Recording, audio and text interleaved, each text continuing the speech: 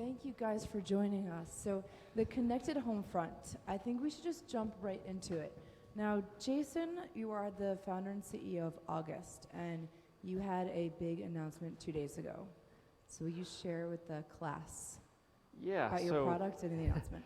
Yeah, it's one of these funny things when you announce something with Apple, they want to control the message very tightly,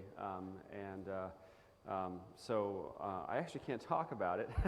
We issued a statement, but basically the statement says, August is proud to be a part of the HomeKit initiative, and we are developing for HomeKit, and look forward to seeing what the HomeKit can do to make connectivity in the home easier for device makers and service providers. And that was the only question I had for you, so we're in pretty trouble. Boring. Well, and I want you to tell what is August? Yeah, so what is August? Sorry. So August, we make a smart lock. Let me just show it to you here. It's a device for the home, and basically what this is think of it like a little robot you attach on the inside of the door to your house, and then you can issue keys through an app on your iPhone or Android phone to your family members, maybe your housekeeper, maybe a dog walker, basically anybody you would traditionally give a key to or loan a key to. So it gets rid of the key under the mat issue. Very simple. It attaches under 10 minutes. You put 4 AA batteries inside. I grabbed this one to bring today, and it felt like it had batteries in it, but it only has 2. It requires 4 to operate. So won't be demoing this. Yeah, that's really what it is. It's a device for the home. Maybe could you just elaborate on what HomeKit is in general level? Yeah, so if you didn't follow WWDC's announcements at the keynote, HomeKit is Apple's initiative to make these kinds of devices talk to each other and to Apple's devices in a very simple way that is secure, reliable. One of the problems with home automation over the years has been, you have these special hubs and things, and you connect a bunch of different devices to them, and you come home, you press a button, you think everything's going to happen, and it just doesn't. It's not been a very reliable experience for consumers for a long time, and big companies like Control4 and others have tried to simplify it and make it more reliable, but it hasn't delivered on quite the experience that many of us that make this stuff have promised. So I believe Apple is trying to make it more reliable and consistent. So interoperability. Yes. So Gene, Yes. can you tell us a little about your platform and, Sure. and interoperability? Yeah, so I'm Gene Wang from People Power, and I think HomeKit's actually really exciting. Glad to see that your company was part of that, even if you can't talk about it much. But we'll get some out of him. I think Apple is really validating this Internet of Things space, and in the connected home and in the wearable industry, I think it really provides bigger opportunity for all of us startups. People Power actually is well known for its Presence app, which is free, so basically I'm turning my old iPhone into a free Wi-Fi video camera. I happen to have it parked in this robot, so we also support this robot here, and as I swipe my finger here, you can see I can get a 360-degree view of this room and the audience. I can also set motion detection video alerts, and we've delivered about 4 million video alerts in the year that we've been out in the marketplace. We've got a Presence store which upsells people to devices that or clothes like this one that they may wear. So this is my wearable here. I can stick my iPhone into this jacket here and then control it from my sleeve. So basically People Power, however, the secret sauce that we've been working on the hardest for the last 5 years is what we call the IoE platform. And this is the Internet of Everything platform that spans between the mobile and the cloud. So, cloud platforms are really a dime a dozen or a dime 100 or whatever.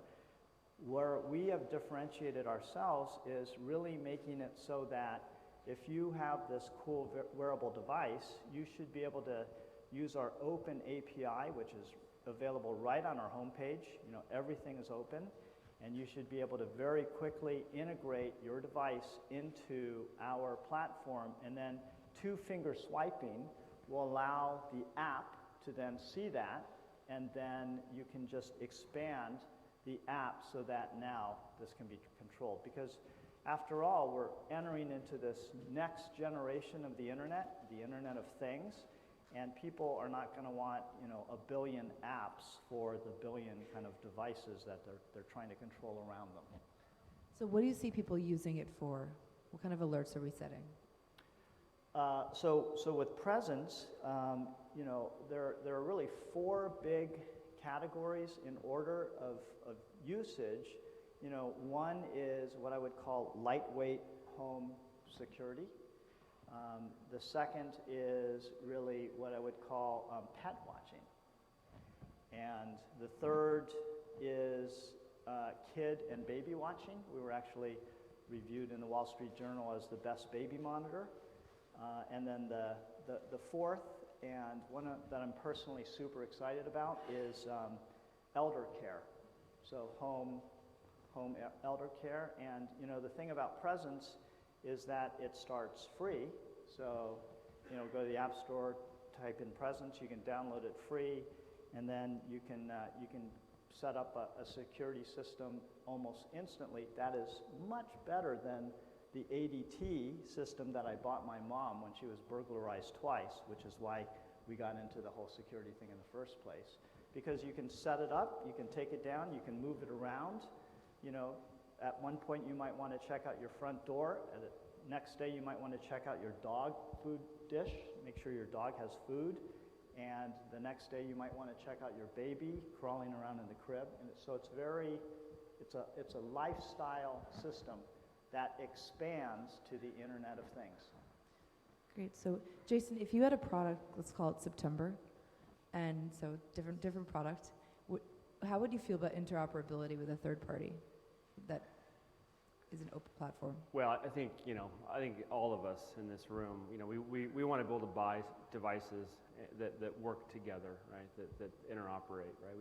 We don't want to be forced into buying something that only operates in its own silo and doesn't talk to other things, especially when you're spending a couple $100s on something. So interoperability is a must, and we've embraced that from day one. We have an API. We haven't published it yet because we're not ready for that, but we've given it to several partners. They're integrating with the August Smart Lock. It's imperative, and you know, the only thing is you know, you have to be careful with that, right? This is a security device. People rely upon this to secure their home, so we have to make sure that as we expose parts of our API and allow people to utilize it, it's done in a very trusted manner, in a way that we're not going to compromise our customers' home security. Gene, do you feel pushback on security and data? I think security is absolutely paramount, and particularly for your company, but just in general. You know, I read this horrific article about this new parents and their baby in the crib. Did you see that? It was scary. So somebody hacked their baby monitor and started yelling at their baby, like screaming. So the parents, you know, heard this noise, like voices in their baby's bedroom, kind of ran upstairs, and there's this strange guy who's screaming at their baby.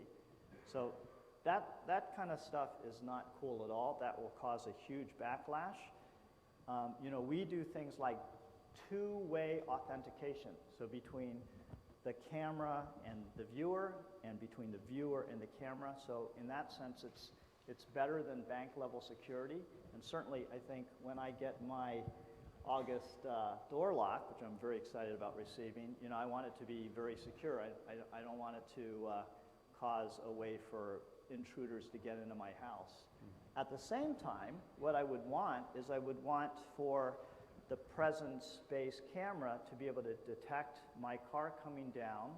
I would like to be able to, for example, have it just set up this very convenient type of series of events so that, you know, unlock my door, turn on the light, turn on the stereo, start the teapot boiling, and just do the things that will make it, make my home a smart home. So Reg just talked about the chicken and egg problem with widespread adoption.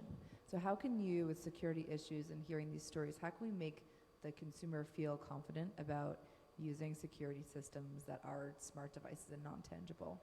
Jason, you want to start on that? Yeah, so I mean, there's a reason why there's the ADTs, and actually there's thousands. Believe it or not, there's 18,000 security monitoring companies in the U.S. And I know that because Norwest Venture Partners, they're a backer of an incubator I created here in the city called Founders Den, and they now actually they bought one of these companies, and they're in the process of just gobbling up lots of small ones to basically make one new ADT kind of company. It's such a lucrative business to charge that $40, $50, even $70, $80 a month monitoring service that a lot of people want to be in the space. Well, the truth is, most of us don't want to spend that much money. We don't want to spend $80 to have somebody somewhere in some call center monitoring our houses. And so there's this whole movement towards, buying home security kits at retail, taking it home, installing it yourself, and not paying a monthly fee. There's pros and cons to that. You get what you pay for.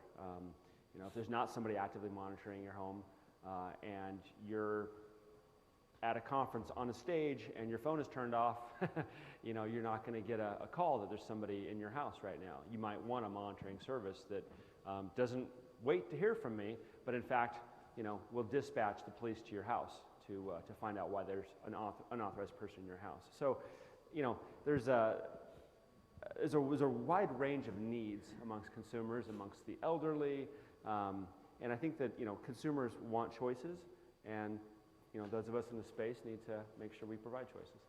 So Gene, your company's called People Power, and Yes. it seems that a lot of it is self-directed, the alerts you set up and the different APIs you connect to it. Right. So how would you interpret that question from the security standpoint? Well, I think that ADT has been really successful, and I bought an ADT system for my mom, and it was $1,800, $48 a month. Does not include video, actually. And 99% of the time when the alarm triggers, it's a false positive. So that means, a lot of times the police won't even come out, Right. Or when they come out, they fine you because, the plane flew overhead, the broom fell down, and the alarm sounded. So I think that there's a tremendous opportunity for these next generation, 50 billion sensors by 2020 type of thing, where your personal space follows you around. You may be wearing it literally, or you may just have proximity to your home, your car, your work. You may have a lot more protection of the people and things you love the most. I think, I actually personally think that kind of security style is a little outdated, and there are tremendous opportunities for entrepreneurs, such as you sitting in the audience, to kind of reimagine and reinvent that future so that people can be safer, more secure, happier, more productive, and tied into the people and things they love the most. So we mentioned law enforcement. Besides the consumer and the security element of it, how do you need buy-in from the government or from police or from fire departments? How do you find that extra third party in terms of being helpful or being reticent to adopt it? Yeah, so I'll just be very candid with all of you. We're not really focused on so much making a new home security solution, right? That's not really our business. We're focused on making a device that provides a little bit of magic, a little bit of convenience to us. Last year in New York City, 2 million people were locked out of their homes because they left their house keys at a friend's house, at their office, somewhere. That's 2 million people that had to call a locksmith to get into their house. So we're all about letting you use the things that you you won't forget your phone. You might forget your keys somewhere, but you won't forget your phone. Or perhaps if you have a wearable that interacts with the August smart lock, you won't forget that because you'll be wearing it. So it's a convenience thing, getting rid of those physical keys that really haven't changed in 150 years. And that's where we start, and we're focused on providing this to consumers and letting them kind of define how they want to use that access convenience. If you're having a dinner party on Saturday night, if you want to invite your friends and give them temporary access between say 6 p.m. and 10 p.m. to let themselves in because you're in the backyard grilling, if you want to do that, then that's your choice. It's a convenience tool. Gene, have you had experience with dealing with governments or with law enforcement? I try to stay away from law enforcement if possible. You are a good Well, we have won some government grants. That was very helpful. We also do energy management, and so our idea is that you can start with this lightweight home security thing for free, and then you can add a smart plug. You can add an energy meter. You can add a pet tracker. You can add various types of sensors, such as, I'm sure, ones that you're building here in the audience. And we want to make that super easy, and our attitude is that the new computer is the mobile phone. And the mobile phone should be the universal remote control for the Internet of Everything. And we want to play a part in having that happen and allow developers who have their hands full just making the connected device, period, allow them a very easy way. And I think the Apple announcement with HomeKit is going to really help in that regard with interoperability, with security, and so on. And I think that this is going to really usher in this new age of opportunity for entrepreneurs. And just as a little bit of background, I was mentioning to Jason earlier, so this is my 4th time as CEO. My last company was called Bitphone. Bitphone is now shipping its agent in 300 million phones, and we are powering some of the world's largest networks. And so my philosophy has been to really make an open platform that is highly scalable, that is very robust, that is built by the team. The same team has followed me over. We sold to HP and then couldn't stand it there, so we left and we started People Power. And essentially, it's really that kind of telco-grade, high-capacity cloud to mobile technology that developers can count on and build on, so that the end user does not end up with like 50 apps controlling their 50 devices all around them. Because that's going to be a mess. That's not going to be what the end user wants, and that's going to slow the adoption of the Internet of Things. And really to really usher forth this new age of the Internet, I think it's going to be about interoperability and about building systems, ecosystems of sensors that are intelligent, that cooperate together. It's like the lock is cooperating with a camera, that's cooperating with a car, that's cooperating with a home, that's understanding that the kids should be home by 3:30 or something's wrong. So, I think at People Power, we're trying to provide a part of that solution in a form of an open IoE platform that hopefully some of you can check it out. It's free, so as is Presence. So the price is right, at least. When you talk about Presence, you mentioned the 4 things. They're mostly around monitoring and like light security. But you have elder care and home automation. Yes. You've experience in energy, though. So do you see, besides security and monitoring, do you see energy as a big source of the connected home? And what other trends do you see? So energy. So we've won 4 grants totaling about $2.5 million in energy. And so, of course, we're a startup, so we are revenue-seeking missiles in a way. I actually do not think that normal people care that much about energy, which is a drag. But, you know, the reality is, what do people really care about? They care about their family, their friends, their pets, the safety of their home, you know, the convenience of their lives. And then, you know, of course they want to combat climate change.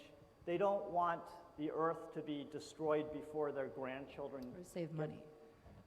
But saving money, it's not enough money. The problem is the average energy bill is probably like $100 a month. And if you can save 20%, that's $20 a month. That, and then, of course, you're going to have to invest in. By the way, I'm kind of talking against myself because we sell this kind of solution. A smart plug that we sell with Monster, which is, I hope you guys go and have a drink on Monster tonight. You know, they're a fantastic partner. We actually sell the Monster Power Control plug in our app, and it's got the coolest out-of-box experience for any internet-connected device. All you have to do to add a Monster plug in Presence is you press plus, you scan the QR code, and it's paired. You know, it's super clean out-of-box experience. But, you know, the thing is, every night I turn off, my Monster plug turns off my TV, my Wii, and my DVD player. And every morning at 8 a.m. it turns back on. So I probably save $80 a year, but I've spent $60 for that plug. So, you know, I think actually it's not the economic incentive as much, except for the utility. The utilities, they care about it. The utilities, they need to lower, the utilities, if you can lower enough energy waste, the utilities do not have to build $100 million power peaking plants. So that's where the ROI is. For the consumer, what we've discovered is it's about really fitting into the Internet of Things that matters to the person, and then if energy can be part of that, then that's fantastic. I do want to come back to that, but Sure. on August, why did you start with locks? And as Gene said, security is most important. Do you find that the consumers are coming to you and really making an investment in this device, unlike fitness trackers that maybe it's an easier decision to make? Yeah, so first of all, I gotta ask, what is a DVD player? I don't even need one. I know. I should get rid of that thing. That's great. Sorry. Basically, you know, Eve Bahar, my co-founder, and I, we came up with the idea for the August Smart Lock because, you know, we've had the challenge of dealing with keys in our homes. I have a rental house in Noe Valley that about 10 years ago I put up one of those pin button locks on it, you know, I've had multiple renters there, and probably 30 plus people have that pin. I've never changed it. The reason why I never changed it is because I went to change it one day and I couldn't find a little manual to just take out the code and put in a new one. So it's still the same code it's always had. It's my wedding anniversary, if you know what that is. Very secure. Very secure. So not the most secure house, and I feel pretty bad about that. So I've let my renters know they're going to get one of the first units that comes off the line here in a few weeks. So that's why we did it. We saw the need, we saw the problem, and we thought we could solve it in an elegant manner. And have there been enterprises that have shown interest in adopting? Yeah. So we've had tremendous response since we unveiled on stage at the All Things Digital conference about a year ago. We've had hundreds of business development inquiries from all kinds of service providers, some of which I've already mentioned today. So yeah, you can expect August to be not just a consumer product at retail, but it'll come through a variety of channels and partners. Okay, so I'm going to bring back to Gene for a minute. We talked about energy and it being a different scale when enterprises are involved. Now, I know large corporations have been pairing with early stage companies or crowdsourcing platforms like Quirky and GE, partnered together to create a platform where consumers can build consumer products, but with the power of GE's manufacturing. So do you see that in either the energy or the security field when they're coming to you for platform development? Yes, actually we won one of the GE Eco-Imagination Awards, which... That's cool. Yeah, that was a good one. We also, by the way, were voted, or not voted, but I guess the USA Today guy is not here, but we got a very best app of 2013 award from USA Today. So we get a lot of recognition for the platform, and because we've spent so long on building it out. It is kind of one of these things, though, that requires people to kind of take a leap of faith, and people have a problem sometimes taking a leap of faith in a startup. So we're really the fast track for us now is Presence, and Presence is really starting free, and you just download it, and then people love it. And we've actually have so many saves. Every day I get these thank you. You just from heartbreaking stories about somebody stealing money out of my purse. Oh, it's my son. He has a drug problem. Kind of really sad stories too. Actually, we caught some guy breaking into our warehouse. We came down and he ran away. And I'm thinking, boy, I hope I mean, that sounds dangerous. But I think I think actually a little bit like what Jason said. We are providing a technology platform and then an app, and allowing our users to do what they want with it. And so that seems to be a really good strategy. So do you think that, now you just had the HomeKit announcement, do you think for startups who are creating smart devices for the connected home, do you think strategic partners, corporate strategic partners, are really the fast track to widespread adoption? Either one of you. When you say corporate strategic partners, you mean like service providers? People or like a GE partnership or an Apple partnership, or somebody with a wider distribution and more power behind them, because we're dealing with expensive issues that are sensitive and capital intensive. Well, there's only so much you can do, like with the retail presence, and having product out there available to consumers, and then you need partners to help you go into the home in particular, right? And having somebody standing in your living room that's selling you a service, can also sell you devices, is of course of great value. So I think that there are lots of potential partners that can help sell these Internet of Things devices to consumers in the home. I think we don't quite know what's going to be sticky at this point. We know that the thermostat was pretty sticky. We know that music, Sonos is really hit a nice critical mass. We found a couple of things people have resonated with, but the truth is we don't know quite yet. Maybe cameras, maybe drop cam has showed some critical mass there, but we don't know quite what consumers are really going to embrace. The only truly pervasive technology in this recent class of devices in the past 5+ years has been tablets, right? Is really iPad penetration, and the rest of us are trying to get there. Even Sonos isn't quite where they'd like to be. I think strategic partners are key. This is my 5th startup, and the ones where I've had, now of course all partners are not created equally, and you can spend a lot of time landing a partner, and then if they don't focus on you, then it can be a waste of time. But categorically, I would say that for startups, it's probably a really valuable thing from the perspective of both developing new channels to much larger audiences, to kind of advisors that help you with their expertise kind of figure out the right things to do, to dollars where they may invest in you, they may provide you with funding, and provide you with credibility. So I think it's a pretty good strategy usually. So I have a telemedicine company, and it's a B2B enterprise solution. As a startup, the sales cycles are much longer, it's more capital intensive, and you're both serial entrepreneurs. So for those startups going to an enterprise environment, do you have any advice on would you do it? Oh, you're a bit B2C right now. I've done 4 venture capital backed startups, and my very first one was a B2B, and it's very simple advice. Don't start your company until you have a potential trial partner customer that you've already talked to, right? That you've already teed up.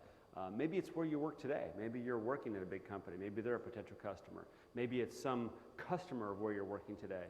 But before you start your company, I highly recommend getting someone who says to you, hey, if you build that we'd be happy to try it. We'd be happy to try it in this scope of a trial, because you can take that to raise capital, build a team, and without that, you're trying to build something and hope that you then go find somebody that will do a trial. And doing it in reverse like that, it just takes a lot more time, a lot more work, and a lot more money. And you as well, yours kind of fed into one another. The different companies, your energy company, feeding into kind of security. It's like you have your own ecosystem. Well, not really, but yeah, I also was CEO of a telemedicine company which did surgical robots for minimally invasive surgery. And it was quite a journey. When I started, we had 2.5 weeks of cash, and then in 2.5 years we IPO'd, and then so that was a huge thing. Towards corporate partners, we had some big partners that we were able to close. These are not household names, but Johnson & Johnson, and then Stryker were both channel partners as well as revenue sources, and they actually tried to buy the company, which actually improved our valuation too. So I agree with what Jason said. It's really nice to have that kind of validation in advance of wasting a lot of money on the wrong things. I was going to ask you what consumers are asking for, but instead maybe we'll ask the audience. Does the audience have any questions on the connected home or products that are coming down the pipeline? You want to know how wearables are going to fit into the connected home? This is a wearables conference, right? So I think wearables are going to be really big in the home. In fact, I would say that by 2018, wearables will be as important in the connected home as smartphones are today. By 2018. That's how big wearables are going to be. They'll be as important as smartphones are today. That is, today, you come home, you pull out your phone, you load up your Sonos app, maybe you load up your thermostat, maybe you used to turn lights on or off. I think very quickly we will have wearables that will do that much faster, much easier, much more naturally than pulling this device out of your pocket, unlocking your screen, finding some app. That's not magical. That's not very fun. Is August interoperable with any other wearables right now?